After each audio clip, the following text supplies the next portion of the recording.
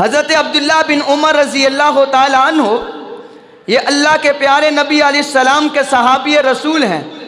اپنے گھر سے نکلے، اپنے ساتھ سفر کا سامان لیا، رستے میں جا رہے تھے کہ ایک مقام پر پہنچتے ہیں کہ وہ سامان ختم ہو جاتا ہے، وہ زاد راہ ختم ہو جاتا ہے.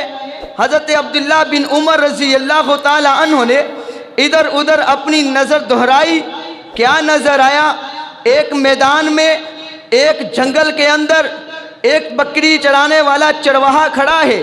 حضرت عبداللہ بن عمر رضی اللہ تعالی عنہ اس شخص کے پاس چلے گئے، اس کو جا کر کہتے ہیں کہ جناب میں مسافر ہوں.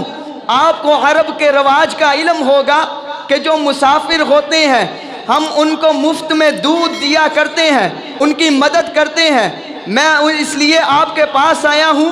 میں مسافر تھا، میرے پاس جو زاد راہ تھا وہ ختم ہو چکا ہے، لہٰذا میری مدد کرو، میرے لیے بکریوں کا دودھ جو ہے وہ دھو دو. حضرت عبداللہ بن عمر رضی اللہ تعالی عنہ کو وہ شخص کہتا ہے کہ میں آپ کو یہ دودھ کیسے دے دوں؟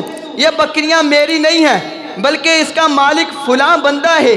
یہ بکریاں میرے پاس امانت ہے. اللہ کے نبی کا فرمان ہے، لا ایمان لمن لا امانت لا. جو بندہ امانت دار نہیں ہوتا، امانت نہیں ہوتی، وہ ایمان والا نہیں ہوتا. لہٰذا میں نہ بکریاں آپ کو دے سکتا ہوں نہ دودھ دے سکتا ہوں.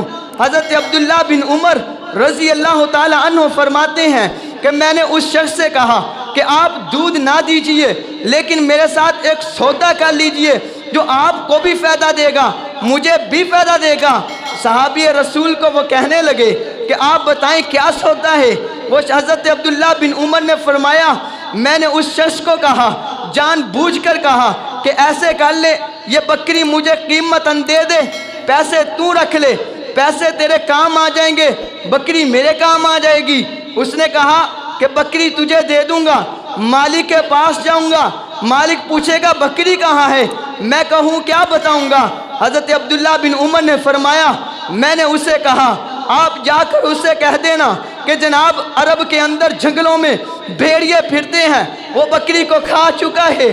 وہ شخص کہنے لگا، وہ چرواہا کہنے لگا کہ جناب میں جا کر بتاؤں گا، وہ مالک مطمئن ہو جائے گا، میری بات کو تسلیم کر لے گا. لیکن عبداللہ یہ تو بتاؤ اس مالک کے اوپر جو مالک بیٹھا ہے وہ کل مجھ سے پوچھے پھر میں کیا بتاؤں گا؟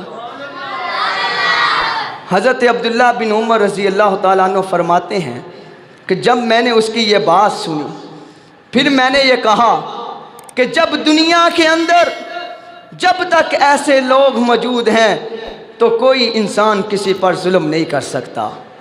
تو میرے بھائیوں، قرآن کی آیت ہے ادخلوا فی السلم کافہ، اے ایمان والو اسلام میں مکمل کے مکمل داخل ہو جاؤ. کیسے داخل ہونا ہے؟ یہ بکریاں چروانے والا چرواہا ہمیں بتاتا ہے کہ ایسے داخل ہونا ہے کہ جب انسان جنگل میں ہو، تنے تنہا ہو، وہاں پر کوئی مالک نہ ہو اور ہو غلام، لیکن وہاں پر کھڑے بھی اس کی اللہ کی مرضی کے خلاف کوئی کام نہ انسان کرے، وہ اسلام میں داخل ہونا ہے. وہ اسلام میں داخل ہونا ہے.